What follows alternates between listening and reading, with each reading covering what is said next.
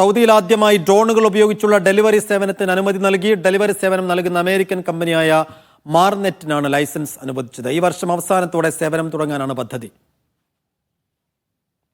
ഡ്രോണുകൾ ഉപയോഗിച്ചുള്ള ഡെലിവറി സേവനത്തിനായുള്ള ആദ്യത്തെ ലൈസൻസാണ് അനുവദിക്കുന്നത്.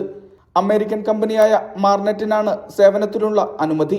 ഇതുമായി ബന്ധപ്പെട്ട ഔദ്യോഗിക കേന്ദ്രങ്ങളിൽ നിന്നുള്ള നടപടികൾ പൂർത്തിയായി. ഈ വർഷം അവസാനത്തോടെ സേവനം തുടങ്ങാനാണ് പദ്ധതി. M2 ഇനത്തിൽപ്പെട്ട ഡ്രോണുകളിലായിരിക്കും സേവനം. General authority of civil aviation ഇത്തരം ഡ്രോണുകൾക്ക് അനുമതി നൽകിയിട്ടുണ്ട്. കഴിഞ്ഞ വർഷമാണ് മാർനെറ്റ് ഡെലിവറി മേഖലയിൽ പ്രവേശിച്ചത്. അമേരിക്കയിലെ സിലിക്കൺ വാലിയിലായിരുന്നു സേവനം. വേഗതയേറിയതും ചെലവ് കുറഞ്ഞതും പരിസ്ഥിതി സൗഹാർദ്ദപരവുമായിരിക്കും പുതിയ സംവിധാനം. ജനങ്ങളുടെ ജീവിത നിലവാരം ഉയർത്തുന്നതിന്റെ ഭാഗമായാണ് ഇത്തരം പദ്ധതികൾ. Mishal Cherpulassery, media 1, Riyadh.